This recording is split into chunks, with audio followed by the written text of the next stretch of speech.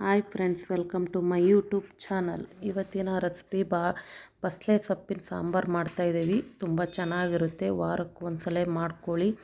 ಮುದ್ದೆಗೆ, ಅನ್ನಕ್ಕೆ ಎಲ್ಲದಕ್ಕೂ ಸೂಪರಾಗಿರುತ್ತೆ. ಹಾಗೆ ದೇಹಕ್ಕೂ ತಂಪು. ವಾರದಲ್ಲಿ ಒಂದ್ಸಲ ಮಾಡಿಕೊಂಡು ಊಟ ಮಾಡಿ, ಸೂಪರಾಗಿರುತ್ತೆ. ಹಾಗೆ ಬೇಕಾಗುವ ಸಾಮಗ್ರಿಗಳನ್ನು ಒಂದ್ಸಲ ಹೇಳ್ತೀನಿ. 1 ಕಟ್ಟು ಬಸಳೆ ಸೊಪ್ಪು ತೊಗೊಂಡಿದ್ದೀನಿ.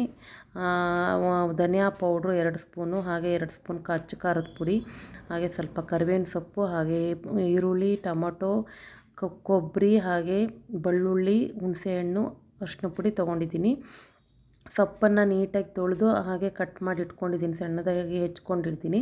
ಹಾಗೆ 1 ಕಪ್ ತೊಗರಿಬೇಳೆ ತೊಗೊಂಡಿದ್ದೆ. ತೊಗರಿಬೇಳೆ ಹಾಗೆ ಕುಕ್ಕರಲ್ಲಿ ಹಾಕ್ಕೊಂಡು ಹೆಚ್ಚಿಟ್ಕೊಂಡಿರೋ ಹಾಗೆ ಬಸಳೆ ಸೊಪ್ಪನ್ನು ಹಾಕ್ತಾಯಿದ್ದೀನಿ. ಸಣ್ಣದಾಗಿ ಕಟ್ ಮಾಡಿ ಇಟ್ಕೊಂಡಿದ್ದೆ, ಅದನ್ನೂ ಹಾಕ್ತಾಯಿದ್ದೀನಿ. ಹಾಗೆ ಸ್ವಲ್ಪ ಅರಿಶಿನ ಪುಡಿನೂ ಹಾಕಿ ಸ್ವಲ್ಪ ಉಪ್ಪನ್ನು ಹಾಕ್ತಾಯಿದ್ದೀನಿ. ಹಾಗೆ 1 ಟೊಮೊಟೊನ ನೀಟಾಗಿ ಕಟ್ ಮಾಡಿ ಇಟ್ಕೊಂಡಿದ್ದೆ ಸಣ್ಣದಾಗಿ, ಅದನ್ನೂ ಹಾಕಿ ಸ್ವಲ್ಪ ಬೇಯೋದಕ್ಕೆ ಎಷ್ಟು ಬೇಕೋ ಅಷ್ಟು ನೀರು ಹಾಕಿ 3ರಿಂದ 4 ವಿಷಲು ಕೂಗಿಸ್ಕೋಬೇಕು. ಹಾಗಾಗಿ ಅದನ್ನ ಕುಕ್ಕರಲ್ಲಿ ಇಟ್ಟಿದ್ದೀನಿ.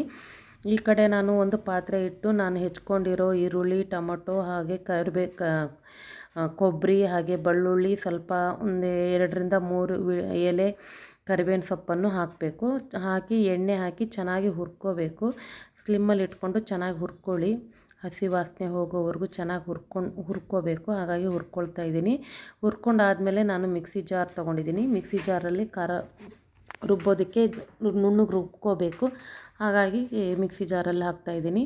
ಹಾಕಿ ಅದಕ್ಕೆ 2 ಸ್ಪೂನ್ ಧನಿಯಾ ಪೌಡ್ರು, ಹಾಗೆ 2 ಸ್ಪೂನ್ ಅಚ್ಚ ಖಾರದ ಪುಡಿನೂ ಹಾಕ್ತಾಯಿದ್ದೀನಿ. ಖಾರ ಕಮ್ಮಿ ಇದ್ದರೆ ಜಾಸ್ತಿ ಹಾಕ್ಕೊಳ್ಳಿ, ಖಾರ ಇದ್ದರೆ ನೋಡಿಕೊಂಡು ಖಾರದ ಪುಡಿ ಹಾಕಿ.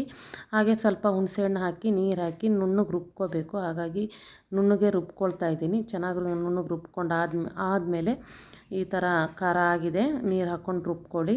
ಹಾಗೆ ನಾನು ಈ ಕಡೆ ಕುಕ್ಕರಲ್ಲಿ ಬೇಳೆ ಹಾಗೆ ಸೊಪ್ಪನ್ನು ಇಟ್ಟಿದ್ದೆ, ಅದು ವಿಷಲ್ ಆಯಿತು. ಇವಾಗ ನಾನು ಅದೇ ಪಾತ್ರೆಯಲ್ಲಿ ಸ್ವಲ್ಪ ಎಣ್ಣೆ ಹಾಕಿ ಬಿಸಿ ಮಾಡ್ಕೊಳ್ತಾ ಇದ್ದೀನಿ. ಬಿಸಿ ಆದಮೇಲೆ ಅದಕ್ಕೆ ಸಾಸಿವೆ, ಜೀರಿಗೆನ ಒಗ್ಗರಣೆ ಕೊಡ್ತಾಯಿದ್ದೀನಿ. ಹಾಗೆ ಸ್ವಲ್ಪ ಕರಿಬೇವಿನ ಸೊಪ್ಪನ್ನು ಹಾಕ್ತಾಯಿದ್ದೀನಿ.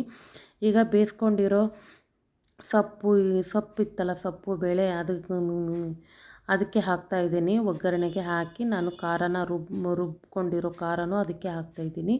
ಹಾಕಿ ಚೆನ್ನಾಗಿ ಮಿಕ್ಸ್ ಮಾಡ್ತಾಯಿದ್ದೀನಿ. ಮಿಕ್ಸ್ ಮಾಡಿ ನಮಗೆ ಎಷ್ಟು ಬೇಕೋ ಅಷ್ಟು ನೀರು ಹಾಕ್ಕೋಬೇಕು. ನಾನು ಸ್ವಲ್ಪ ತೆಳುವೂ ಮಾಡ್ತಾಯಿಲ್ಲ, ಹಾಗೆ ಗಟ್ಟಿಗೂ ಮಾಡ್ತಾಯಿಲ್ಲ, ಅದಕ್ಕೆ ನೀರು ಹಾಕ್ಕೊಂಡು ಇಟ್ಕೊಂಡಿದ್ದೀನಿ.